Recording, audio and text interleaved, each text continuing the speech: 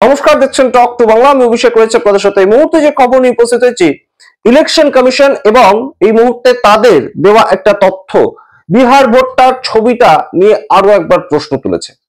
এর মধ্যেই আপনাদেরকে জানিয়েছি যে রীতিমতন কিন্তু একটা সিচুয়েশন তৈরি হয়েছে, যে মানুষের মনে প্রশ্ন তৈরি হচ্ছে বিহারের যে ফলাফল বেরিয়েছে তা কখনোই স্বাভাবিক নয়। এটা এই মুহূর্তে অবশ্যই একটা গুরুত্বপূর্ণ প্রেক্ষাপট, তার কারণ স্বাধীনতার পরবর্তী সময়ে কংগ্রেসও এরকম স্ট্রাইক রেট তাদের দেখা যায়নি, যে 90% ছাড়িয়ে গিয়েছে স্ট্রাইক রেট। 95% স্ট্রাইক রেট একটা দলের কিভাবে হতে পারে এই মুহূর্তে, সেই জায়গাটা গুরুত্বপূর্ণ একটা প্রশ্ন। 101খানা আসনে লড়াই করে ভারতীয় জনতা পার্টি 90-র ওপর সিট পেল কিভাবে?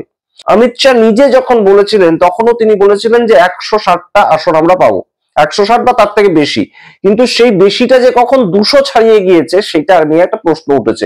এবার আপনাদেরকে বলি, ইলেকশন কমিশন নিজেদের দেওয়া তথ্য এবং নিজেদের দেওয়া যে বিভিন্ন সময়ের আলাদা আলাদা তথ্য, সেটার উপর ভিত্তি করেই কিন্তু রীতিমতন বড় সড়ো একটা জালে ফেসে গিয়েছে, এবং এই বিষয়টার থেকে বেরোনো অত সহজ নয়।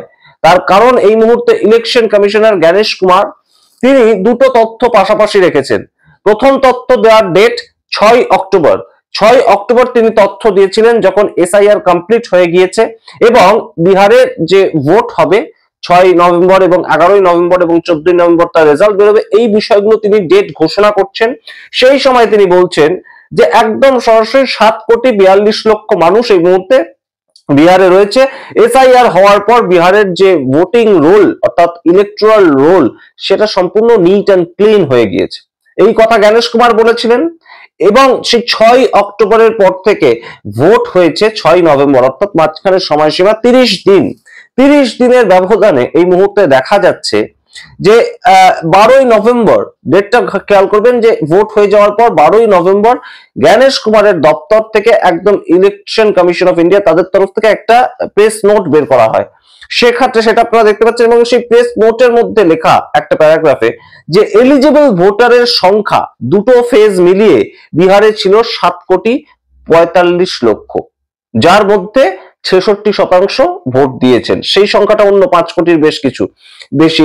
কিন্তু বিষয়টা হচ্ছে যে এক মাসের মধ্যে এলিজিবল ভোটারের সংখ্যা 3 লক্ষ বেড়ে গেল কিভাবে, এবং সেই প্রশ্নতেই একদম জর্জরিত হয়েছে এই মুহূর্তে ইলেকশন কমিশন অফ ইন্ডিয়া, যার ফলে এই মুহূর্তে যে বিশাল ব্যবধানে জয়লাভ করেছে এনডিএ, সেটাও কোথাও গিয়ে প্রশ্ন চিহ্নের মুখে দাঁড়িয়েছে। আপনারা সেই নিয়ে এই প্রশ্ন সকাল থেকে বিভিন্ন ভিডিওতে করছেন, আমরা দেখেওছি কমেন্ট বক্সে। সেই নিয়ে একটা বিস্তারিত আলোচনা এবং কি বলেছিল ইলেকশন কমিশনার, কি তাদের পরবর্তী প্রেস নোট, সমস্তটা দেখাবো। তার আগে অবশ্যই টক টু বাংলা ইউটিউব চ্যানেলকে সাবস্ক্রাইব করুন, এই ভিডিও দেখুন শেষ অবধি স্কিপ না করে।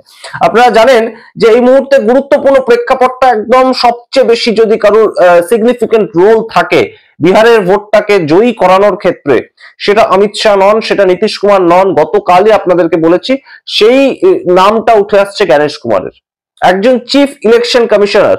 তার নামটা এইভাবে কেন একটা ভোটের সঙ্গে জড়িয়ে যাবে, এই প্রশ্ন যখন উঠছে তার পেছনে কিছু কারণও আছে, এবং তার কারণের মেন যে জায়গাটা সেটা তার নিজের বক্তব্য। কি বলেছিলেন জ্ঞানেশ কুমার তার প্রেস কনফারেন্সে 6 অক্টোবর, আপনারা আগে শুনুন, তারপর অবশ্যই দেখাবো আপনাদের যে 12 নভেম্বর জ্ঞানেশ কুমার কি বললেন বা তার দপ্তর থেকে কি প্রেস নোট এলো।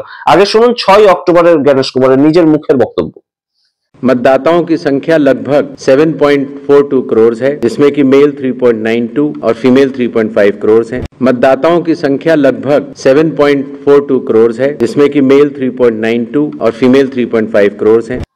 আপনারা শুনলেন সেই বক্তব্য, এবং এই মুহূর্তে যে তাৎপর্যপূর্ণ প্রেস নোটটা যেটার কথা বলছিলাম, একদম 6 অক্টোবর, এক মাস আগে তিনি যেদিন ডেট ঘোষণা করছেন সেদিন বললেন যে 7,42,00,000 এই মুহূর্তে মানুষ রয়েছে বিহারে যারা ভোট দেওয়ার জন্য এলিজিবল, অর্থাৎ যারা যোগ্য ভোটার তারা ভোট দেবে। এই কথাটা তিনি নিজে বললেন, এবং তার ব্রেকআপটাও সরাসরি দেখিয়ে দিলেন যে কত মহিলা ভোটার কত পুরুষ ভোটার সমস্তটা দেখিয়ে দিলেন। মহিলা ভোটারের সংখ্যা জ্ঞানেশ কুমার বলেছিলেন 3,50,00,000, পুরুষ ভোটারের সংখ্যা জ্ঞানেশ কুমার বলেছিলেন 3,92,00,000। এই মিলিয়ে হয়েছিল 7,42,00,000। আমরা মেনে নিয়েছিলাম কোনো অসুবিধা নেই, ক্লিন ভোটার লিস্টের পরবর্তীতে তা হয়েছিল। কিন্তু এবার তার পরবর্তী সময়ে এক মাসের ব্যবধানে, 1 মাস 6 দিন অর্থাৎ 36 দিনের ব্যবধানে একটা প্রেস নোট রিলিজ করলো ইলেকশন কমিশন অফ ইন্ডিয়া। তার একটা প্যারাগ্রাফ আপনাদের পড়ে শোনাচ্ছি, আপনারা দেখুন। স্পেশাল ইন্টেন্সিভ রিভিশন ব্র্যাকেটে SIR 2025 was conducted with zero appeals to ensure that the Bihar electoral roll was up to date and clean. অর্থাৎ 2025 সালে যে এসআইআরটা হয়েছে তার মধ্যে কোনো অ্যাপিল আসেনি পরবর্তীতে নাম সংযোজন করার জন্য কিংবা নাম বাদ দেওয়ার জন্য, তাই জন্য এটা একদম আপ টু ডেট একটা ভোটার লিস্ট এবং ক্লিন একটা ভোটার লিস্ট। এই কথা প্রথম সেন্টেন্স। দ্বিতীয় বাক্যে লেখা দেখুন, based on these exercise 7,45,26,858 electors, বড় করে দেওয়া আছে, বোল্ড করে দেওয়া আছে এই সংখ্যাটা, were eligible to vote in the elections across two phases। অর্থাৎ যে বিষয়টা আপনারা একটু গুলিয়ে ফেলছেন, মোট যোগ্য ভোটারের সংখ্যা হয়ে গেল 7,45,00,000, অর্থাৎ 3 লক্ষ ভোটার বেড়ে গেল। 3 লক্ষ ভোটার সংখ্যাটা অতটা সহজ নয়, কিন্তু যেখানে বিভিন্ন ভোটের যা সমস্ত মার্জিন আসছে বিহার থেকে, আমরা যা জানতে পারছি বিহারের শেষ ইলেকশন একদম ঘোষণা হয়ে যাওয়ার পরে সিট হয়তো এনডিএ বেশি পেয়েছে, কিন্তু অনেক জায়গাতে এরকম কিন্তু সংখ্যাটা হয়েছে, আমরা বলছি না একদম সরকার পাল্টে যেতে পারতো সেই সংখ্যার জন্য, কিন্তু এরকম অনেক জায়গাতে হয়েছে যেখানে একদম মার্জিনে জিতেছে এনডিএ প্রার্থীরা 100, 200, 300, 400 ভোটে। সেই জায়গাটাই কিন্তু প্রশ্ন চিহ্নের মুখে পড়ছে যে হঠাৎ করে এসআইআর এর মাধ্যমে বিভিন্ন মানুষের নাম বাদ গিয়েছে, বিভিন্ন মানুষের নাম ঢোকানো হয়েছে, সেগুলো তো হয়েইছে, কিন্তু হঠাৎ করে কিভাবে 1 মাস 6 দিন অর্থাৎ 36 দিনের ব্যবধানে ইলেকশন কমিশনার তার কথাটা বদলে গেল। ইলেকশন কমিশনার যখন প্রেস রিলিজ করছিলেন তখন তো তিনি একদম সরাসরি প্রেস কনফারেন্সে তিনি নিজের তথ্য নিয়ে একদম ডায়েরি নিয়ে বসেছিলেন, এবং তখন তিনি যে বক্তব্যটা রেখেছিলেন এতটা ব্রেকআপ দিয়ে, যে কত মহিলা ভোটার কত পুরুষ ভোটার সমস্ত ব্রেকআপ দিয়ে যেটা বলেছিলেন, সেটা তো নিশ্চয়ই মন গড়া ছিল না। তাহলে এই যে তথ্যটা দেয়া হলো, প্রেস নোটে যে তথ্যটা দেয়া হলো, সেটা কি মন গড়া? না, সেটাও মন গড়া হতে পারে না, কারণ officially election commission of India তাদের ওয়েবসাইটে আপলোড করছে। তাহলে আসলে যোগ্য ভোটারের সংখ্যা কত ছিল এই প্রশ্নটা উঠছে, এবং এসআইআর হয়ে যাওয়ার পরবর্তী সময় আবার যে নতুন করে 1 মাসের মধ্যে 36 দিনের মধ্যে 3 লক্ষ মানুষ অ্যাপ্লাই করে তাদের নাম তুলে ফেলেছে, সেটাও তো হতে পারে না, কারণ সেটা নিয়ম বিরুদ্ধ। তাহলে এই 3 লক্ষ ভোটার হঠাৎ করে এলো কোথা থেকে, যারা এলিজিবল বলে দাবি করছে ইলেকশন কমিশন অফ ইন্ডিয়া, অর্থাৎ যারা যোগ্য বলে দাবি করছে ইলেকশন কমিশন অফ ইন্ডিয়া। প্রথম দিন গণেশ কুমার বললেন 7,42,00,000 ভোটার ছিলেন, তারপরে যখন দুটো ফেজ হয়ে গেল তখন এলিজিবল ভোটার বা যোগ্য ভোটারের সংখ্যাটা একদম ইলেকশন কমিশন দাবি করছে যে 7,45,00,000 হয়ে গেল। এই যে হঠাৎ করে ভোটার বেড়ে যাওয়ার ঘটনাটা কিভাবে ঘটতে পারে, এই প্রশ্ন উঠছে এই মুহূর্তে। এবং গুরুত্বপূর্ণ আপডেট যেটা আপনারা যে জায়গাটা গুলিয়ে ফেলছেন, সেটা হচ্ছে যে যোগ্য ভোটারের সংখ্যা বেড়ে গিয়েছে, সেটা ইলেকশন কমিশন বলছে, কখনোই বলছে না যে কত পার্সেন্ট মানুষ ভোট দিয়েছে, অর্থাৎ 7,45,00,000 মানুষ ভোট দিয়েছে সেটা নয়, মোট যোগ্য ভোটারের সংখ্যাটা হঠাৎ করে লাফিয়ে বেড়ে গেল। এবং এই 3 লক্ষ ভোটার যে বেড়ে গেল, সেটা যদি 243টা আসনের মধ্যে ভাগ করে ছড়িয়ে ছিটিয়ে দেওয়া যায়, কোথাও 2000 কোথাও 5000 এরকম ভাবে যদি ছড়িয়ে ছিটিয়ে দেওয়া যায়, তাহলেও কিন্তু অবশ্যই অনেকটা সংখ্যার ডিফারেন্স হতে পারে। অর্থাৎ আপনারা যদি হিসাবটা করেন, 3 লক্ষ ভোটার 243টা কেন্দ্রের মধ্যে যদি ছড়িয়ে দেওয়া যায়, একদম সমানভাবে যদি ছড়িয়ে দেওয়া যায়, ডিস্ট্রিবিউশনটা যদি করা যায়, তাহলে 1234টা করে ভোটার এক একটা কেন্দ্রে হঠাৎ করে বেড়ে যায়। সেইটাও কিন্তু একটা বড় সড়ো ব্যবধান ঘটাতে পারে রেজাল্টের ক্ষেত্রে। এই বিষয়টা উঠে আসছে সামনে, আপনাদের সামনে পুরোটা রাখলাম, আপনারা বিচার করবেন। কিন্তু এই মুহূর্তে বিহারের ভোট, সেটাকে নিয়ে বহু প্রশ্ন উঠছে, কারণ কংগ্রেস যখন একাধিপত্য ছিল সারা ভারতবর্ষে, একটা সময় যখন কংগ্রেস ছিল স্বাধীনতার পরে, সেই সময় পর্যন্ত কংগ্রেসের স্ট্রাইক রেট এতটা ছিল না। ভারতীয় জনতা পার্টির স্ট্রাইক রেটটা যে পরিমাণে একদম লাফিয়ে চলে গেছে এই বিহারের ইলেকশনে। গত বছরও ভারতীয় জনতা পার্টির স্ট্রাইক রেট, গত বছর বলতে গত বিহারে যে ভোটটা হয়েছিল বিধানসভা ইলেকশন 2020 সালে, তখনও ভারতীয় জনতা পার্টি 74টা আসন পেয়েছিল, সেখান থেকে এবার একদম 95তে লাফিয়ে তারা চলে গেল, এবং এবারে লড়াই করার সংখ্যাটা ছিল 101, অর্থাৎ প্রায় 94.something%। সেটা যদি তাদের স্ট্রাইক রেট হয়, তাহলে এই মুহূর্তে প্রশ্ন ওঠে বই কি, আপনারা সামগ্রিক রিপোর্টের ভিত্তিতে কি মনে করেন অবশ্যই কমেন্ট বক্সে কমেন্ট করুন।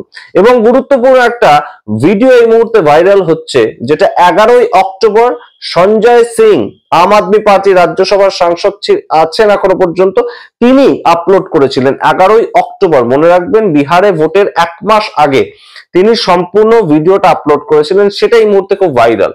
সেই ভিডিওটা আপনারা আরো কিছুটা অংশ দেখুন। তিনি বলে দিয়েছিলেন সেদিন যে এসআইআর এর মাধ্যমে যেভাবে সম্পূর্ণ খেলাটা একদম রচনাটা লিখে ফেলেছেন জ্ঞানেশ কুমার, তার পরবর্তীতে আর এই মুহূর্তে বিরোধীদের কিছু করার নেই। তারা ভোটে লড়ছেন, গণতান্ত্রিক নিয়মে লড়ুক, কিন্তু তারা জিততে পারবে এরকম আশা যেন তারা না করে। এই ভিডিওটা এখন খুব ভাইরাল হচ্ছে, আপনারা দেখুন সেদিন কি বলেছিলেন, ছোট্ট একটু ক্লিপিং, এবং আপনারা বিচার করুন। এই মুহূর্তে 3 লক্ষ যোগ্য ভোটারের নাম হঠাৎ করে টোটাল ভোটার তালিকার মধ্যে বেড়ে গেল মাত্র 36 দিনের ব্যবধানে। সেই যে তথ্যটা আমরা দিচ্ছি না, বা কোনো সূত্র দিচ্ছে না, বা কোনো প্রেস দিচ্ছে না, দিচ্ছে একই সংস্থা। তাহলে কিভাবে এই সংস্থার বিভিন্ন তথ্যের উপর আমরা ভরসা করতে পারি? এই প্রশ্ন উঠছে এই মুহূর্তে।